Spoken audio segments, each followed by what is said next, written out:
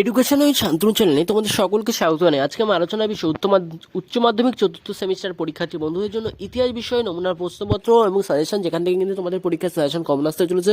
তো প্রশ্নপত্রটি দেখে নাও তোমরা। তোমাদের পরীক্ষা হবে কিন্তু 2 ঘন্টা, সময় থাকবে 40 মিনিট। সেকশন এতে বলেছে ফর 3 মার্ক কোশ্চেন, যেখানে 4টি প্রশ্ন লিখতে হবে, যার জন্য থাকবে 12 নাম্বার।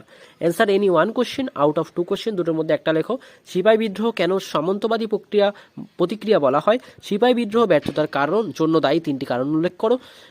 2 নম্বরে বলেছে answer any 1 question out of 2 question. Nawab Salimullah কে ছিলেন? থিওডোর মরিসন কে ছিলেন? 3 দাগে বলেছে answer any 1 question out of 2 question. ভারতীয় সংবিধানের নমনীয় বৈশিষ্ট্যগুলি সম্পর্কে লেখো। নির্দেশমূলক নীতিগুলি কী কী? Answer any 1 question out of 2 question, দুটোর মধ্যে একটা কোশ্চেন লিখতে হবে। সংক্ষিপ্ত টিকা মুজিবুর রহমানের বিখ্যাত ভাষণ। সংক্ষিপ্ত টিকা মুজিবুর নগর সরকার গঠন। এগুলো কিন্তু ছিল তোমাদের 3 নম্বর। এই 4টে সেকশন থেকে কিন্তু তোমাদের একটা একটা করে লিখতে হবে। 4টের জন্য থাকছে কিন্তু 12 নম্বর। অ্যান্সার বিভাগ ক্ষয় বলেছে 4 নম্বরের প্রশ্নের জন্য থাকছে 20 নম্বর। 5টা প্রশ্ন কিন্তু তোমাদের লিখতে হবে। তো সিপাহী বিদ্রোহের ক্ষেত্রে সত্যবিলোপ নীতির ভূমিকা আলোচনা করো। সিপাহী বিদ্রোহ সামরিক কারণ আলোচনা করো। এই দুটোর মধ্যে কিন্তু একটা প্রশ্ন লিখতে হবে।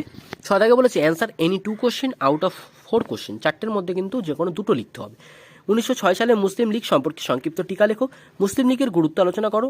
আলিগড় আন্দোলনে উচ্চবিত্ত মুসলমানদের ভূমিকা কী ছিল? আলিগড় আন্দোলনে সাহিত্যের ভূমিকা আলোচনা করো। Answer any 1 question out of 2 question, দুটোর মধ্যে একটা কোশ্চেন লিখতে হবে। দ্বিতীয় পঞ্চবার্ষিকী পরিকল্পনার লক্ষ্য কী? নেহেরু মহলান 20 মডেল সম্পর্কে একটি সংক্ষিপ্ত টিকা লেখো।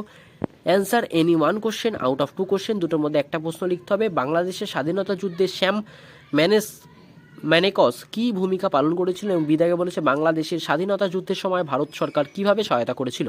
বিভাগ গত বলেছে 5+3 অথবা 4+4 নম্বরের জন্য, অর্থাৎ প্রশ্ন কিন্তু 8 নম্বরের, সেখানে তোমাদের 5+3ও থাকতে পারে এবং 4+4ও কিন্তু থাকতে পারে। তো 9 থেকে বলেছে answer any 1 question out of 2 question, দুটোর মধ্যে যখন একটা প্রশ্ন লিখতে হবে। দেখো প্রথমের প্রশ্নটা আছে কিন্তু তোমার 4+4, তারপরে প্রশ্নটা আছে কিন্তু তোমাদের 4+4, এখানে কিন্তু 3 তার মানে প্রশ্ন দেওয়া হয়নি। আলিগড় আন্দোলন সৈয়দ আহমেদ খানের ভূমিকা মূল্যায়ন করো। সৈয়দ আহমেদ খানের সাহিত্যিক অবদান আলোচনা করো। ভারতীয় স্বাধীনতা আন্দোলনে নারী মুসলমানদের ভূমিকা মূল্যায়ন করো।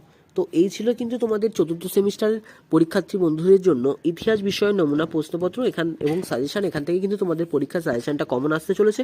তো ভিডিওটি তো কেমন লাগলো তা কিন্তু অবশ্যই জানাবে। চ্যানেল নতুন হয়ে থাকলে চ্যানেলটিকে অবশ্যই সাবস্ক্রাইব করে দেবে।